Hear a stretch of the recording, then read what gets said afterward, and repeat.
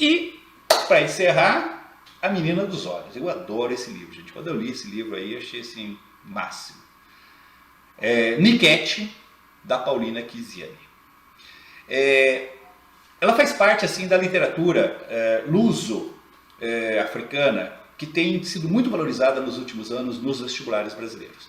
Só que assim, ó, você pega, você tem o Mia Couto, você tem o Agualusa, Pepetela, são grandes escritores, já foram muito cobrados no vestibular, são de Angola, são de Moçambique, de outros países ali, mas quando você pega a figura deles, são todos brancos. Tá? E é uma coisa, né, natural, quer dizer, são países que conseguiram sua independência recentemente, né, que viveram quase 500 anos sobre domínio português, e a elite cultural e consequentemente também econômica, social de Moçambique, de Angola, isso aqui é uma obra moçambicana, são brancos. Tá? Mas aí a grata surpresa que nós temos aqui, uma mulher e negra. Paulina Chiziane é uma escritora mulher e negra de Moçambique. Tá? O Niquete, gente, o título Niquete é a história de uma poligamia. Tá? Eu só coloquei Niquete aqui.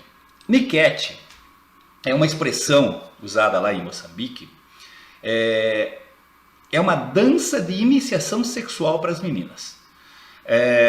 Lá no livro fica muito claro uma divisão que existe em Moçambique entre a região sul e a região norte. Tá? A região sul é uma região mais rica, é uma região mais culta, né, onde se concentra mais a população culta e tal, e que tem uma concepção, uma ideologia muito cristã. Né? Foi ali dominada, né, pelos cristãos. A região norte é considerada assim, uma região mais atrasada culturalmente e mais tribal, né, com costumes mais antigos, mais arcaicos. Foi mais influenciada ali pela religião muçulmana, a religião não influenciou tanto. Então, por exemplo, na região norte a poligamia é muito natural, não há questionamento. Na região sul, a poligamia ela acontece, mas ela fica meio escondida, né, não é explícita. Até porque o catolicismo não permite isso. Tá?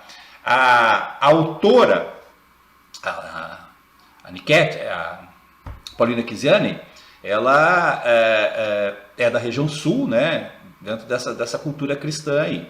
E ela cria um livro, então, que mostra que ela é a esposa oficial do marido e depois ela vai descobrindo que o marido tem uma carrada de filhos com mais 4 ou 5 mulheres. Tá? Ela vai encontrando assim as amantes do marido ali. E algumas delas são da região norte. E aí esse choque cultural aparece. Então a palavra Niquete ela é mais da cultura do norte, que é essa coisa da iniciação sexual mesmo, é uma dança de iniciação sexual das meninas. Né? Com 13, 14 anos, porque lá não tem aquela coisa assim de casar virgem e tal. A mulher tem que saber satisfazer o homem sexualmente, nessa região norte. Então elas são iniciadas sexualmente e tal, para se tornar mulheres, digamos assim, que possam fornecer prazer para o homem, né? Seduzir o homem, envolver e tal. Coisa que não tem na região sul. Então essa discussão sobre valores culturais norte, sul e Moçambique é muito forte dentro da obra também. Pode virar uma questão aí de interdisciplinaridade, com história, com geografia, fiquem atentos a isso. Tá? A história, o livro foi publicado no início do século XXI, né, em 2002, bem recente, aí, fazendo 20 anos agora, e a história se passa também aí, né, no final do século, na virada do século, mais ou menos nesse período, tá? Então bem dentro dessa contemporaneidade. Existe, né, nesse período lá uma reestruturação social, cultural e econômica de Moçambique. Moçambique foi destruído, né, pelas guerras, tanto a guerra da independência, na década de 60 até 75, quando eles conseguiram a independência, e depois veio a Guerra Civil, que durou até 92. O livro é 10 anos depois de ter acabado a Guerra Civil. Então é um país que ainda está buscando a sua unidade, a sua identidade nacional. Né? As obras desses países, tanto de Angola quanto de Moçambique, mostram muito isso. né? Isso acontece também com Terra Sonâmbula do Bia Couto, que está na lista da FUVEST ali. Tá? Aliás, já vou avisando que vai fazer FUVEST, a gente vai fazer uma aula dessa também na semana da FUVEST. Tá? Quando chegar a semana da FUVEST, a gente faz uma revisão. O estilo de época: literatura contemporânea, literatura luso-africana. Se fizer uma pergunta, né, essa literatura se encaixa no contemporâneo, né, nesse modelo luso-africano, que tem muito a ver com essa história, né, com essa cultura desses países africanos. A estrutura formal você tem que ficar muito atento. Como eu falei, você tem um foco narrativo em primeira pessoa. A Rami é a protagonista, né, que está contando a história. Ela é a esposa que vai descobrir que o marido tem vários amantes e tal, e aí ela vai... isso vai começar a modificar a vida dela, ela vai se unir às amantes e tal, né? Elas vão se unir para se impor a esse poligâmico aí, né? Que é o Tony, né? O cara é um cara rico, chefe de polícia, então ele tem condições até de bancar essas mulheres todas, né? E aí chega um ponto em que a Rami exige isso. Ela faz uma festa, reúne a família toda, veste todas as mulheres iguais, as amantes, né? O marido não sabia, que ela já estava sabendo tudo isso, traz todos os filhos das amantes e os dela, coloca tudo vestido igual, e aí exige da família que as amantes sejam reconhecidas, né? Como mulheres também, que ele tem que sustentá-las, que ele tem que cuidar dos filhos, que ele tem que, enfim, que ele tem que cuidar delas como se fosse a esposa. Tá? E inclusive na assistência sexual também, né? Que ele vai ter que atender a todas elas, então elas fazem uma divisão, né? Quantos dias por mês ele fica na casa de cada uma delas ali. Tá? E aí, aos poucos, as mulheres vão se fortalecendo. Então, assim, tipo assim, elas não conseguem mudar isso. Por isso que a Rami é muito inteligente, porque tipo assim, não adianta ela lutar contra essa poligamia, né? Porque seria gritar para surdo, né? Ninguém ia ouvi-la. Então ela resolve usar isso. Você quer ser poligâmico? Mas então você vai ter que dar assistência a todas, né? Você vai ter que sustentar todas, você vai ter que dar assistência sexual para todas, cada tampa da semana, não sei o que, não sei o que, não sei o que. Então ela vai usando isso a favor. E ao mesmo tempo elas vão se fortalecendo, elas vão buscando sua independência, elas começam a trabalhar, elas começam a ter uma visão diferente, que elas não dependem de um homem e tal. Enfim, o resultado final é que o Tony, o Garanhão, fica completamente sozinho. Perde todas as mulheres, que saem muito melhores que ele, né? Muito mais feliz, encontram outros homens, constituem outras famílias e tal, sua independência financeira e tal, e se livram dessa situação humilhante que ele impunha a elas ali. Tá? Quanto à estrutura formal, então você tem esse foco narrativo em primeira pessoa, é a Rami contando a história, a linguagem coloquial cheia de regionalismos, né? Isso é uma característica da escritora, da Paulina, usar uma linguagem bastante coloquial, né, do dia a dia de Moçambique. Então é aquele português de Moçambique. Tá? Então tem algumas expressões mais de dialetos da época. Mas o principal, gente, é uma prosa poética. E é isso que é sedutor. Você está lendo o livro e parece que tem ritmo, tem musicalidade. Prosa poética é isso, é um texto escrito em prosa, mas com características de poesia. Então tem ritmo, tem musicalidade e tem lirismo. Né? Tem aquela sensibilidade que é própria da poesia, sabe? Que emociona e tal. E aí a leitura fica bastante prazerosa, bastante gostosa de ser feita. Os temas dominantes: a discussão, a denúncia do machismo, né? A denúncia da discriminação feminina. Então tem várias situações. Por exemplo, a mulher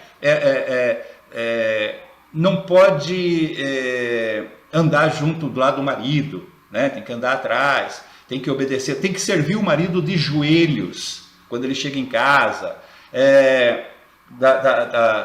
Partes da comida, por exemplo, da galinha, tem partes que ela não pode comer, que só o marido pode comer. Então, uma série de denúncias que ela faz sobre essa discriminação, né, feminina que ocorre lá, porque é um país extremamente machista. Tá?